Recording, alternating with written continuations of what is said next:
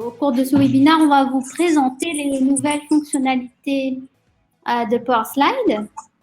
Donc, si vous avez des questions tout au long de la présentation, n'hésitez pas à les poser. Il y a un onglet questions tout en haut à droite de votre écran.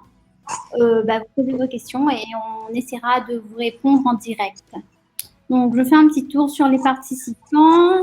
OK, on va peut-être attendre encore quelques petites minutes avant de commencer la présentation. Et je vais laisser toujours la parole à Ludovic et à Laurent s'ils veulent se présenter en attendant, même si on connaît la plupart des personnes qui sont présentes aujourd'hui. Non, mais on va attendre que tout le monde soit là avant de se présenter. Se représenter, comme tu dis. Non, après ce qui peut être sympa, c'est que chacun mette un petit bonjour aussi dans le chat. Voilà, et nous dire aussi ça démarre la discussion. Voilà, si vous nous entendez bien aussi.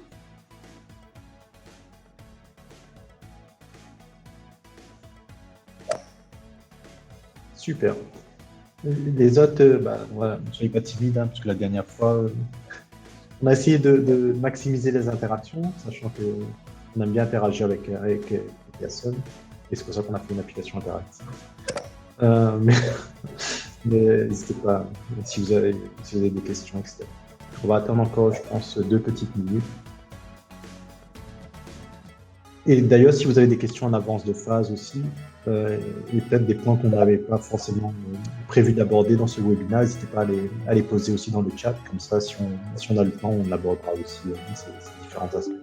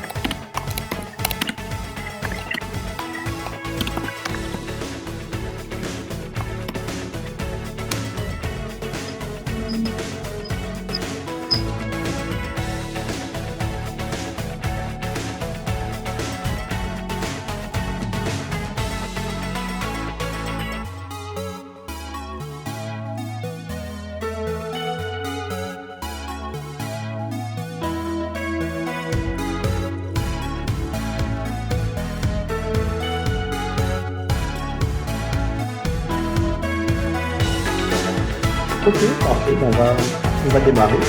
On va pas pénaliser ceux qui étaient là à l'heure.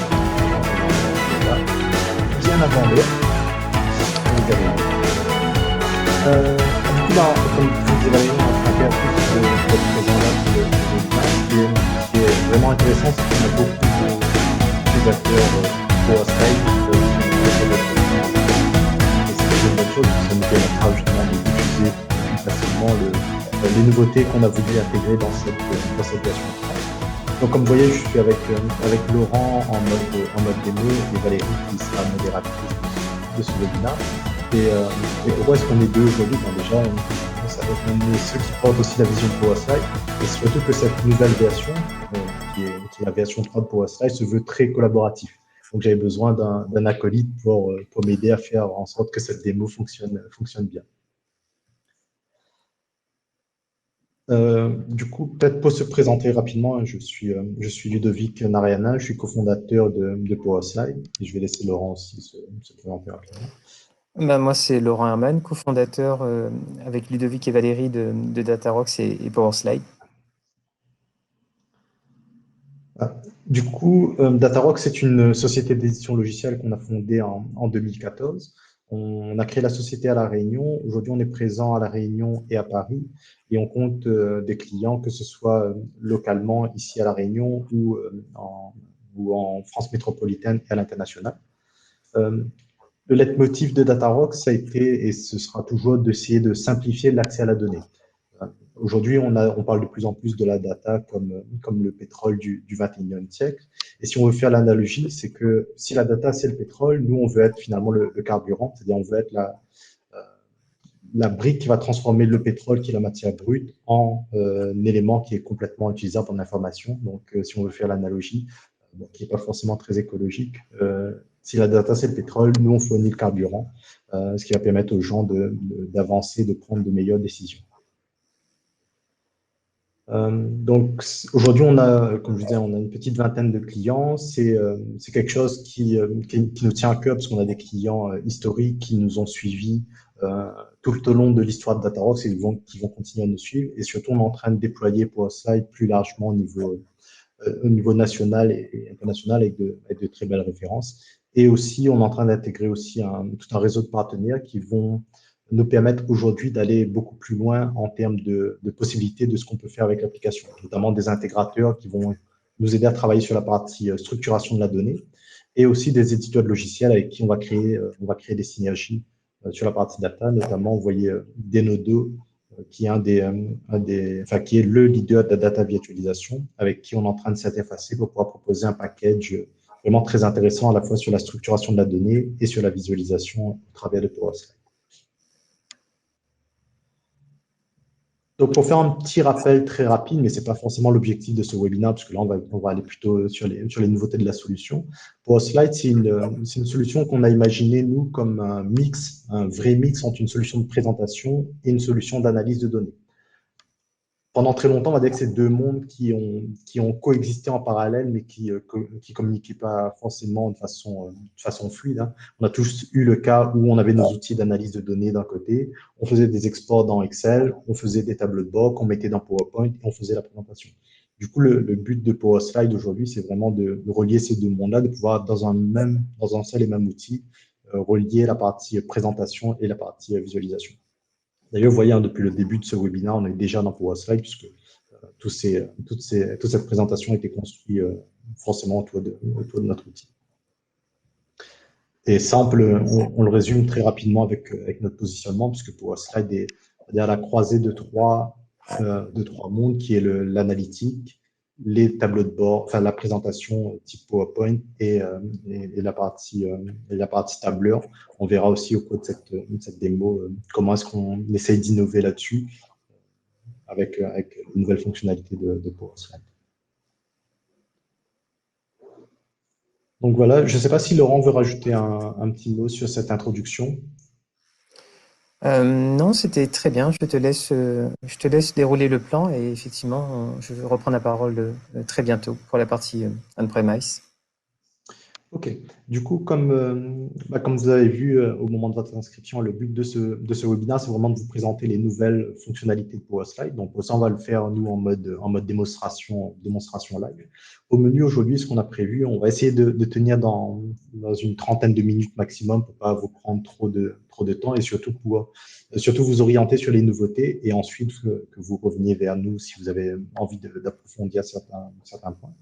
Donc aujourd'hui, on va parler de cinq aspects de PowerSlide. La plupart, vous allez les voir en démo. On a aussi mis dans ce menu-là le déploiement on-premise, parce que c'est quelque chose qu'on a commencé à faire. Et Laurent va vous parler de ça très succinctement juste après. Ensuite, comme je disais, c'est PowerSlide V3, c'est aussi, et c'est essentiellement là-dessus où on a travaillé ces derniers mois, c'est sur la partie collaboration. Donc, autour de ça, il y a différents aspects qui est l'édition collaborative, la gestion des versions et les commentaires. Et ensuite, on terminera par voir comment est-ce qu'on peut transformer de la donnée directement dans PowerSlide et voir un peu notre vision sur cet aspect-là, puisque c'est une première version qui sera amenée à évoluer au fil du temps. Voilà, je te rends la main, Laurent, pour parler de la partie on-premise. Très bien, merci. Donc PowerSlide, c'est avant tout une solution cloud qui est hébergée par nos soins. Mais effectivement, c'est une solution, du coup, le mode cloud, c'est un mode de déploiement qui correspond pas forcément à tous les besoins de tous les clients. Et donc, pour cela, en fait, on a mis en place un stack qui reprend l'ensemble des fonctionnalités de l'outil que vous trouverez dans la version cloud, mais qui pourra déployer on-premise. Alors, cette solution-là, ça s'adresse à certaines typologies de clients, par exemple les institutions publiques, ou alors, de manière plus générale, l'ensemble des organisations qui ont besoin de garder leurs data hébergées au sein de leur système d'information et donc qui ne permet pas d'avoir un accès à leurs données à l'extérieur et du coup à des services cloud. Et notamment, c'est le cas par rapport à des bases de données qu'on ne veut pas forcément ouvrir sur Internet, mais sur lesquelles qui contiennent des données sur lesquelles on veut faire des présentations et sur lesquelles PowerSlide a une forte valeur ajoutée. Alors, ce stack-là, on-premise, en fait, il est sur des technologies, sur la technologie Docker. En fait, PowerSlide, de manière générale, est basé sur la technologie Docker. Mais justement, grâce à cette technologie-là et sa souplesse, ça permet de déployer localement un stack équivalent à celui qu'on a sur le cloud grâce au système de Docker, de conteneurs. Je ne vais pas expliquer ce que c'est Docker, mais si vous voulez poser des questions, n'hésitez pas et on vous orientera vers des ressources qui permettent d'en parler. Et l'avantage, c'est que voilà, c'est très souple comme technologie pour pouvoir déployer très simplement et rapidement un stack applicatif. Le prérequis est très simple, il suffit d'installer Docker et ensuite le chargement d'application se fait simplement par le téléchargement d'images et le lancement d'images Docker et un peu de configuration. Et l'avantage aussi, c'est que l'outil évolue en permanence, que ce soit la version en ligne ou justement les versions qui seront déployées chez clients. Et du coup, la gestion de la mise à jour de cet outil via Docker est également très, très simple. Il suffit simplement de mettre à jour les numéros de version des images et ensuite les retélécharger et les relancer. Donc, c'est vraiment cette souplesse-là qu'on veut apporter à des clients et qu'on veut apporter à des clients qui ont leurs données qui ont intégrées et qui ne peuvent pas sortir pour des raisons politiques ou techniques de leur système d'information. L'avantage aussi de déployer PowerSlide sur site, on-premise, c'est de pouvoir aussi interagir avec des annuaires d'entreprises et notamment LDAP. En général, les organisations ont des annuaires d'entreprise qui permettent de déclarer une seule fois leurs utilisateurs pour l'ensemble de leurs applications. Et PowerSlide, c'est s'interfacer avec LDAP pour justement intégrer de façon transparente l'ensemble des utilisateurs d'un annuaire d'entreprise. L'autre avantage aussi, c'est qu'on propose aussi avec le déploiement on-premise de PowerSlide un ensemble d'outils de monitoring qui permet de suivre à la fois de monitorer, de suivre la consommation de ressources de l'application, qui permet de mettre des limites aussi à ces consommations de ressources pour caper les ressources utilisées par l'applicatif. Et également, quand il peut avoir un peu d'interaction au niveau des débuggage, etc., d'outils de suivi de logs, de recherche, etc., qui facilitent grandement, on va dire, l'intégration et la maintenance ensuite de l'outil sur site.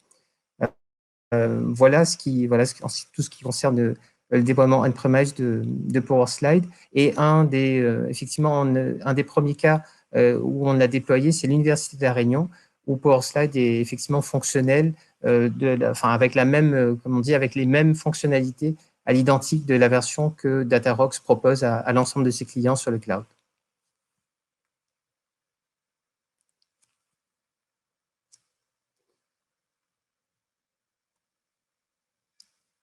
Je crois que ton micro est coupé.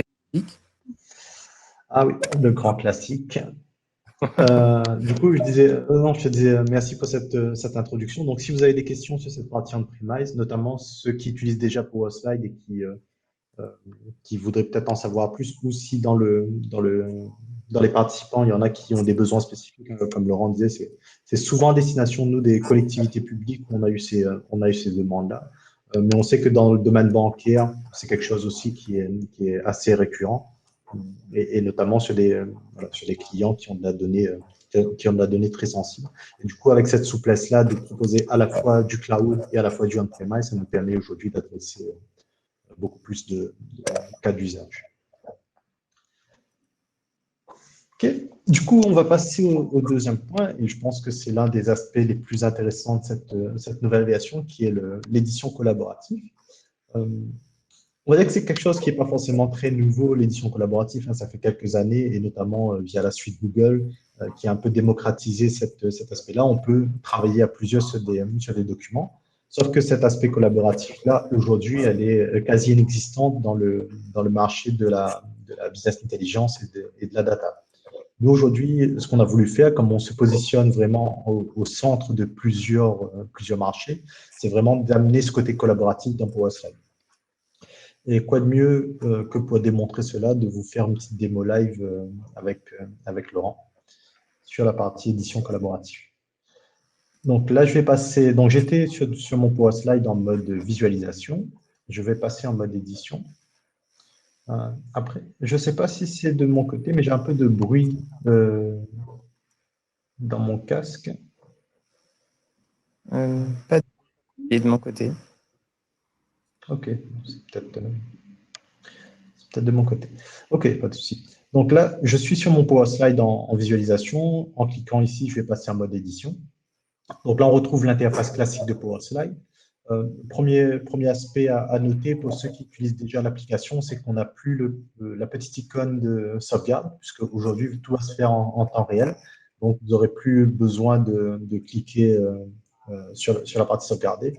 Et l'avantage aussi, c'est que vous n'aurez plus peur des fois de perte de la donnée, avant, c'est une action explicite.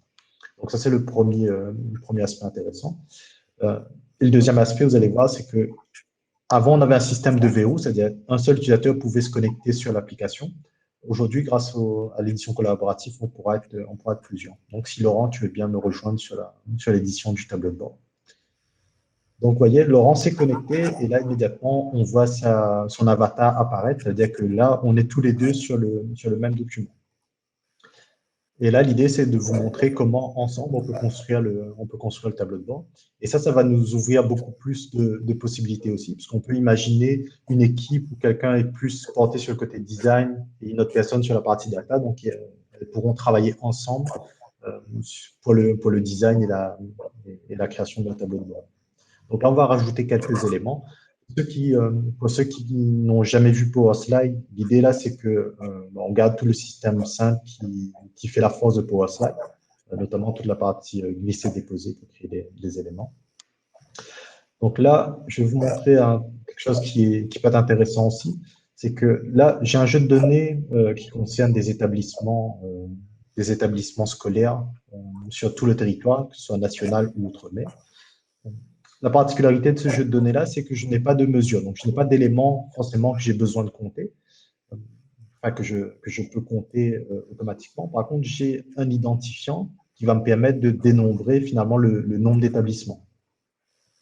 Et dans PowerSlide, si on glisse ce champ code d'établissement, et si au lieu d'avoir un tableau, on veut avoir le compte, vous avez juste à cliquer ici sur l'élément Matrix, et ça va vous permettre de transformer une liste en compte d'éléments. Donc là, en faisant cette manipulation-là, je récupère mon nombre d'établissements. Et là, vous voyez qu'on voit aussi l'élément que Laurent est en train d'éditer. Donc, quand il édite son élément, il y a son avatar qui apparaît sur l'élément. Et de mon côté, je ne pourrais pas sélectionner l'élément pour le modifier à mon tour. Donc, on met en place un système de verrou qui va permettre à une seule personne d'éditer à la fois un élément. Donc, ça permet d'éviter de faire de la modification concurrente sur un élément. Donc après, dans le principe, on garde tout l'aspect simple et fluide de PowerSlide pour créer les différents éléments. Donc on va juste faire quelques visualisations très rapidement pour vous montrer. Donc là, je vais prendre par exemple la nature des établissements. Voilà. Là, comme tout à l'heure, je n'ai toujours pas de mesure. Donc là, si je veux avoir le nombre d'établissements par code, enfin le nombre d'établissements par nature, ici au niveau des mesures, tout ce que je vais faire, c'est que je vais aller compter le nombre d'établissements. Donc je sélectionne mon code d'établissement. Et là, j'ai mon nombre d'établissements par nature. Je vais changer la taille de la police pour pouvoir afficher un peu plus d'éléments. Voilà. Donc ça, après, c'est comment dire, c'est la force de PowerSlide, tout ce qui est personnalisation.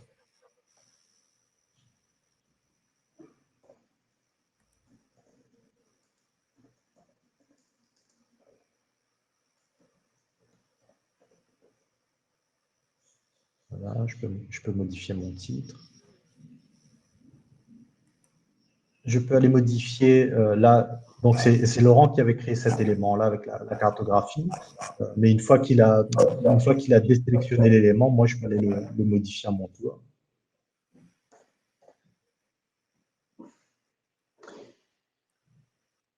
Donc, voilà, vous voyez qu'en quelques minutes, à deux, on arrive finalement à mutualiser nos forces pour créer très, très rapidement un tableau de bord avec PowerSlide en partant d'un jeu de.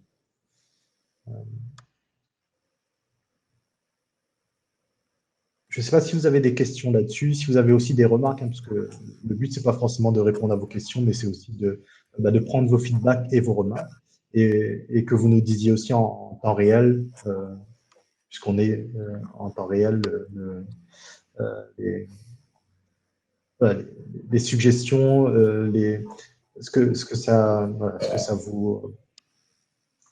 Enfin, quel est votre sentiment sur cette première évolution, première fonctionnalité de PowerSlide?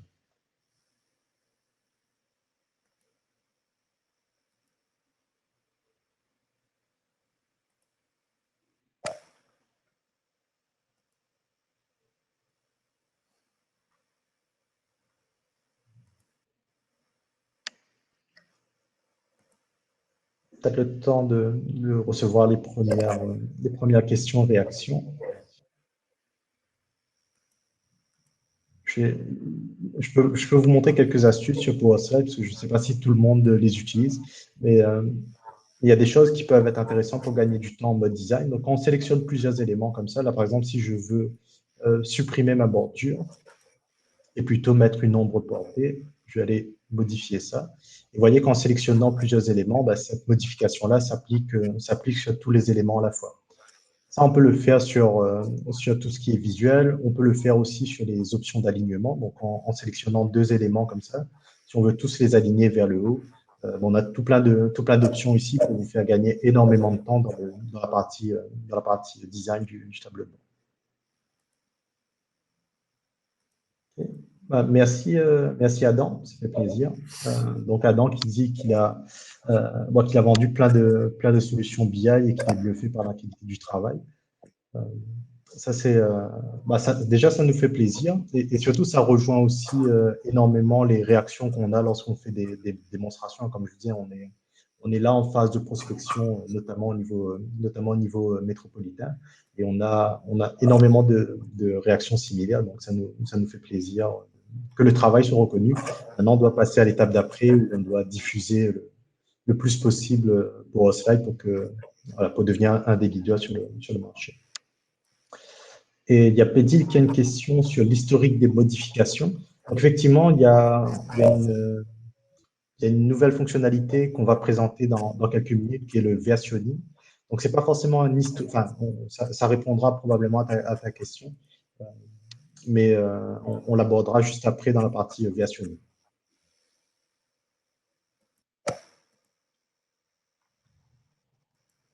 Ok, donc là, on était en mode édition sur le tableau de bord. Je vais juste refermer. Voilà, mon mode d'édition, je retrouve mon tableau de bord. Et là, en fait, on va aborder une autre nouveauté de PowerSlide, donc qui ne date pas forcément de la version 3, mais qui bénéficie là, pour le coup, aussi du temps réel, puisqu'on va parler de la partie commentaires et annotations. Donc, comme je vous disais, c'est que finalement, on est à la croisée entre différents outils et surtout, le marché de la BI a évolué aussi vers tout ce qui est plus d'interaction, plus de collaboration et notamment via tout ce qui est la possibilité de rajouter du contexte sur les données. On est passé d'un usage BI où on affichait que des données à un usage où on essaye d'afficher beaucoup plus de contexte pour faire comprendre aux gens que il y a ce qui est factuel, les données, mais il y a aussi tout ce qui est autour de la donnée qui va permettre de prendre de meilleures décisions. Et nous, grâce à un système de commentaires qui est quand même assez évolué, on va permettre à nos utilisateurs de travailler sur le côté contextuel de la donnée. Dans PowerSlide, il y a 3 niveaux de commentaires. On peut mettre des commentaires tout simples. Donc là, je vais mettre juste un commentaire simple. Voilà. Donc, ce commentaire-là, Laurent va le recevoir en temps réel, puisque toutes les personnes qui sont connectées sur le slide vont recevoir ce commentaire. On va dire que ça, c'est un commentaire. D'ailleurs, Laurent fait une réponse simple à mon commentaire simple. Et on va dire que ça, c'est le commentaire basique si on veut donner un peu de contexte, un peu d'information, sans forcément que ce soit lié à la donnée. L'autre point intéressant, c'est si on veut vraiment que notre commentaire soit lié à une vue qu'on aurait fait sur la partie de données. Donc là, ce que je vais faire, c'est que je vais sélectionner la Réunion et les écoles élémentaires. Donc là, moi, côté PowerSlide, je suis en train d'analyser mes données. Je trouve qu'il y a un aspect intéressant sur ce filtre-là. Ce que je vais faire, c'est que je vais mettre un commentaire.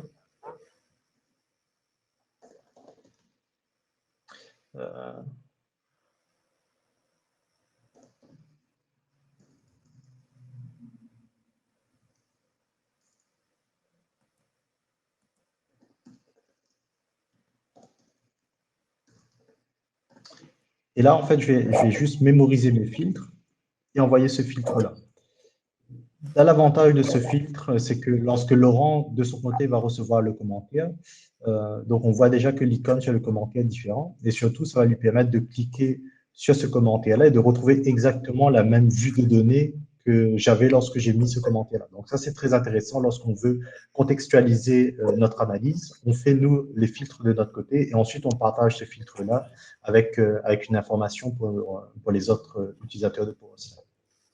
Donc ça peut être quelque chose de super intéressant. D'ailleurs, Laurent trouve ça génial. Merci, Laurent.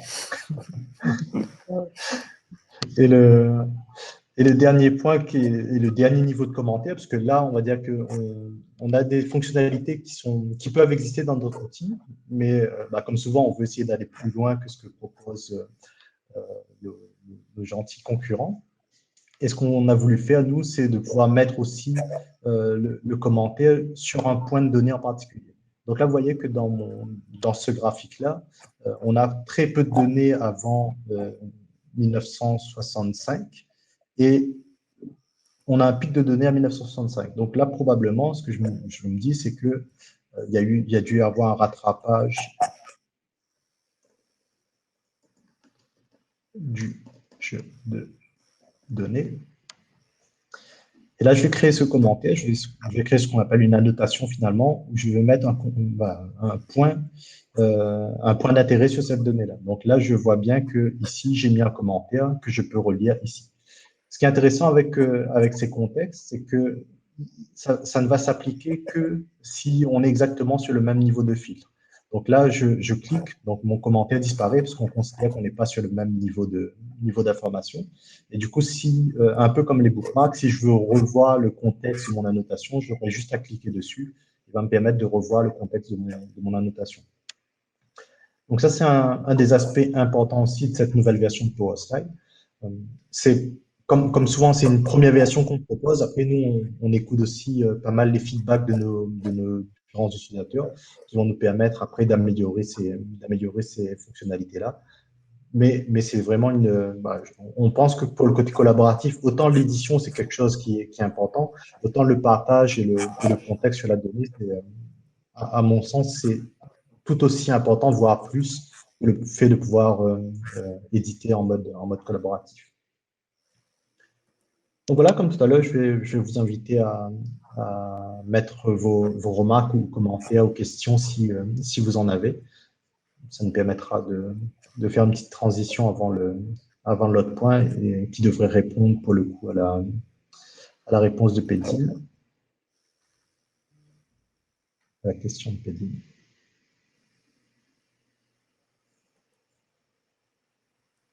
Ok, si pas de questions, on va passer au quatrième point de ces nouveautés de PowerSlide. Et là, justement, on va parler de versionning. Parce que, effectivement, lorsqu'on est en mode collaboratif, quelque chose qui peut être intéressant, c'est de pouvoir avoir plusieurs aspects du document sur lequel on travaille. Et ça, on l'a prévu dans PowerSlide avec ce nouvel onglet qui est apparu dans votre bandeau. En fait, la gestion de version dans PowerSlide, ça va permettre de gérer plusieurs cas d'usage. Déjà, on a un système qui va permettre de naviguer très simplement entre les différentes versions. Le versionning, ça va permettre d'une part de pouvoir figer une version de votre présentation pour que vous puissiez finalement revenir dessus sur un travail ou sinon publier une version, on va dire une version 1 de votre application, ensuite de l'améliorer, lorsque cette version améliorée sera disponible, de pouvoir la publier ainsi de suite à vos utilisateurs. Et l'autre façon d'utiliser le versionning, c'est aussi de faire une seule et même présentation et de créer différentes versions avec des légères variations pour, par exemple, si vous voulez adresser différents clients, changer le logo, changer la palette de couleurs. Ça peut être aussi une façon d'utiliser le versionning dans PowerSlide.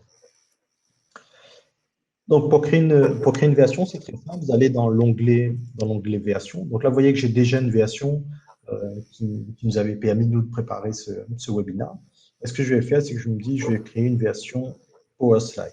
Vous allez vite comprendre pourquoi. Voilà, donc là, je vais créer ma version PowerSlide. En cliquant sur l'étoile ici, je dis que c'est la version par défaut. Donc, le fait de sélectionner la version par défaut, ça va permettre aux gens qui sont juste en mode viewer sur le slide de pouvoir accéder directement à cette version-là. Et là, ce que je vais faire, c'est lorsque je vais faire une modification, automatiquement, j'ai ce qu'on appelle une version draft, une version brouillon sur laquelle on applique toutes les modifications. Donc là, dans ma version draft, je vais changer ce logo-là. Je vais dire, au lieu du logo PowerSlide, je vais mettre un logo Datarox.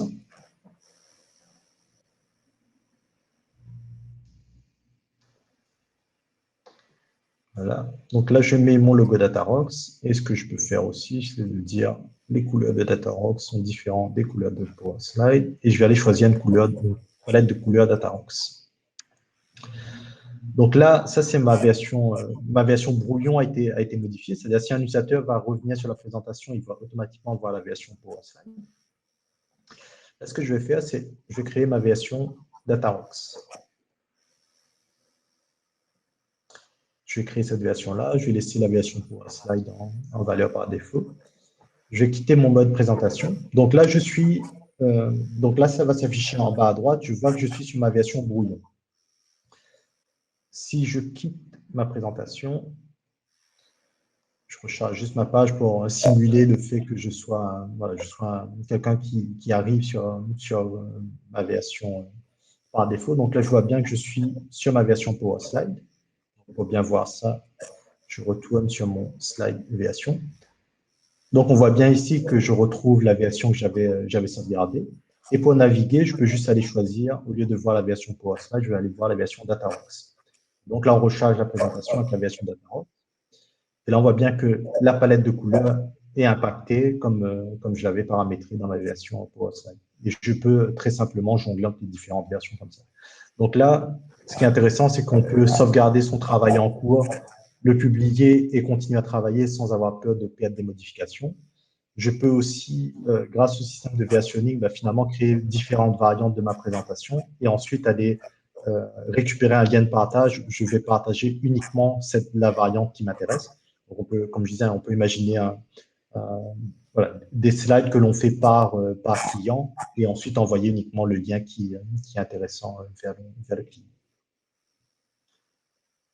Voilà. Donc ça, c'est aussi un bel apport qu'on a dans cette version de PowerSlide avec la gestion de ces différentes versions.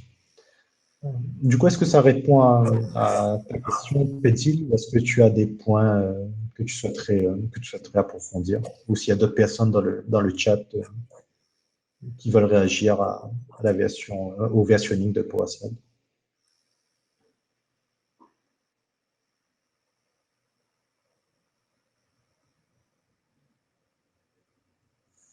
Okay. Merci, Cynthia. Ok. Du coup, il y a peut-être d'autres points que tu voulais voir, Peddy, parce que tu dis que ça répond en partie à ta question. Toi, c'était plus voir si tu pouvais remonter sur un historique de modification d'un Power Slide.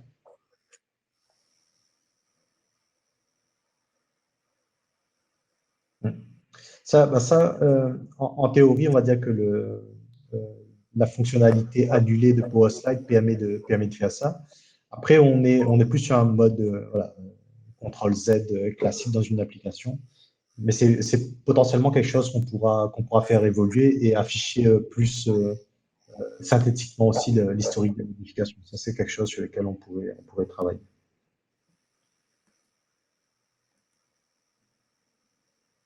Euh, ouais, je pense que ça rejoint aussi ce que Adam dit dans le chat au niveau des joueurs. Effectivement, on log nous toutes les modifications, sauf qu'on fige avec le versionning les modifications courantes. Ok, donc là, on arrive pratiquement à la fin du webinaire. Et ce qui est bien, c'est qu'on est en train de tenir notre timing. Euh, le dernier point qu'on voulait vous montrer dans les nouveautés de PowerSlide, c'est la partie colonne calculée. Parce que quand on est quand on est dans des outils d'analytique, hein, on a souvent besoin de retravailler légèrement la donnée. Après, nous, en tant que puristes de la business intelligence, effectivement, on conseille toujours à nos utilisateurs de travailler leurs données en amont pour qu'au moment de la visualiser, on ait une donnée qui soit suffisamment propre pour qu'on puisse les visualiser sans trop de soucis. Mais il y a toujours des cas où on a besoin voilà, de faire des petits calculs sur la donnée. C'est une fonctionnalité qu'on a intégrée assez tard finalement dans le cycle de développement de PowerShell, parce qu'on avait aussi une vision de simplifier au maximum cette partie colonne calculée. Souvent, les outils vont proposer du scripting, de faire du code, alors que nous, notre objectif, c'est vraiment de simplifier au maximum l'édition de sources de données sans forcément euh, avoir des notions de programmation. Donc là, je vais juste aller sur ma source de données. Donc, j'ai un petit raccourci ici pour ouvrir ma source de données. Donc là, vous voyez, j'ai différentes colonnes. Et ce que je peux faire, c'est, voilà, je veux, par exemple, créer une nouvelle colonne qui va me permettre de savoir est-ce que je suis en métropole ou est-ce que je suis en outre-mer. Pour ça, je vais appliquer une petite règle simple. Je vais voir, est-ce que le code postal commence par 97? Dans ce cas-là, on va considérer qu'on est en outre-mer. Sinon, on est en mode, on est plutôt en métropole en termes d'établissement scolaire. Donc là, pour ça, ce que je vais faire, c'est que je vais cliquer ici, en haut à droite, ajouter une colonne. Donc, je vais créer une colonne, je lui donne un nom, localisation. Et là, en fait, vous avez ici une petite barre de formules qui vont nous permettre d'avoir accès à un certain nombre de formules. Donc, là, pareil, c'est une première version. On a un certain nombre de formules qu'on a essayé de limiter dans un premier temps en ayant un focus sur les fonctionnalités que les gens utilisent le plus couramment. On fera évoluer ça avec beaucoup plus de fonctionnalités dans le futur, mais on permet déjà de faire pas mal de choses. Donc là, si je retraduis ce que je voulais dire, c'est je vais créer une condition voilà, si mon code postal commence par 97, donc là, ce que je vais faire, c'est que j'ai besoin des deux premiers caractères du code postal. Donc, je vais faire le préfixe de mon code postal et je vais prendre que deux caractères. Donc là, je prends les deux premiers caractères et si ça commence par 97, alors je dis je suis en outre-mer, sinon métropole.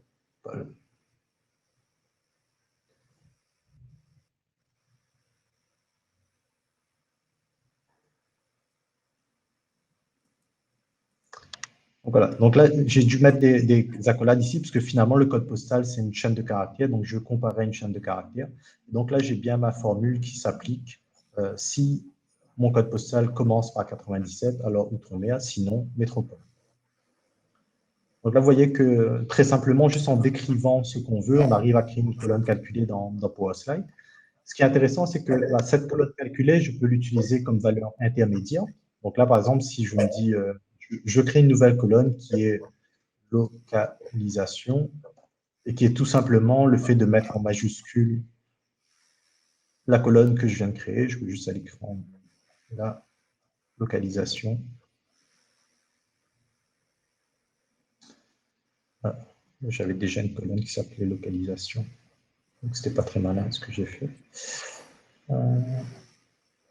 Donc voilà, donc là, ça me permet de réutiliser finalement une colonne calculée en tant que valeur d'une autre colonne calculée. Et ça peut être intéressant pour ceux qui ont fait un peu de programmation à deux. C'est l'équivalent de créer des variables intermédiaires pour éviter que les formules deviennent trop complexes à un moment. Et une fois que ces colonnes calculées sont dans notre jeu de données, bah, du coup, elles sont directement disponibles pour pouvoir les utiliser dans notre application. Donc, si je reviens sur la partie slide, je vais rajouter mon élément.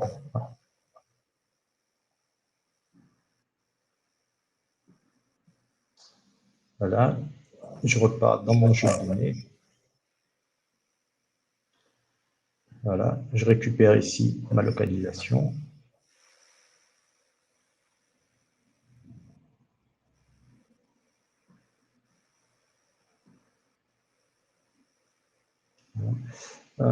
Là, ça peut être intéressant aussi de vous montrer ça, c'est que, comme je disais tout à l'heure en introduction, c'est que dans mon jeu de données, je n'avais pas forcément de valeur sur laquelle je pouvais compter le nombre d'établissements. Ce que je peux faire dans ce cas-là, pour éviter à chaque fois d'aller rajouter en mesure le code d'établissement, je peux aller utiliser le gestionnaire de formules. Là, pour faire une formule qui est très simple en disant que chaque ligne, sur chaque ligne, j'aurai la valeur. Voilà, je vais dire le compte. Et en fait, finalement, mon compte va me renvoyer 1 à chaque fois. Et en fait, en faisant ça, ça va me permettre, moi, d'avoir en mesure le compte du nombre d'établissements. Pareil, je sauvegarde, je referme. Voilà, donc j'ai bien ici mon compte. Et là, en fait, en le glissant, déposant directement, je vais pouvoir créer ma répartition entre mes établissements qui sont en Outre-mer et mes établissements en métropole.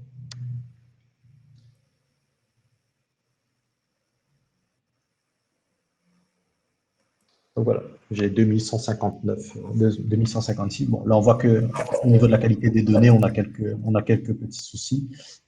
Et ça, c'est pas forcément lié à l'éditeur de formulaire, c'est plus lié à la source de données Open Data qu'on a récupérée. Voilà, donc là on a fait très rapidement le tour des quelques belles nouveautés de cette nouvelle version de PowerSlide. Si vous avez des questions sur les formules ou autres, n'hésitez pas. Il y a Adam qui a des questions sur les fonctionnalités de partage. Peut-être il nous reste 1 minute, on peut peut-être répondre à cette question-là rapidement. En fait, dans PowerSlide, il y a deux façons de partager ses tableaux de bord. La première, c'est finalement d'avoir un tableau de bord qui est en mode privé. Donc là, on va pouvoir partager avec des utilisateurs qui ont un compte ou un login sur PowerSlide. Et là, on va pouvoir dire cet utilisateur-là, je lui permets uniquement de voir la présentation ou d'éditer. Donc, on a vu tout à l'heure que Laurent était avec moi pour éditer la présentation. Ou sinon, on a la possibilité de mettre cette présentation complètement en lien public. Donc, ce lien-là, ça va vous permettre, vous, de diffuser sur un site web ou par mail directement le lien de la présentation. Donc, par exemple, si je copie ce lien-là et que je vous le mets dans le chat, c'est pas le bon.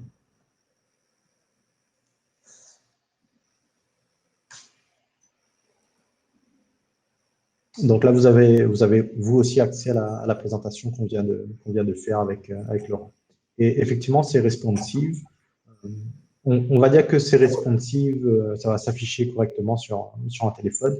Après, nous l'idée, c'est vraiment de créer une vraie expérience utilisateur lorsqu'on est sur mobile, ce qui fait que le côté responsive, on présente nous souvent le côté slide de PowerSlide, mais on peut choisir différents formats d'affichage. Et notamment, on a un format infographie qui va très bien s'adapter sur l'usage sur un téléphone mobile.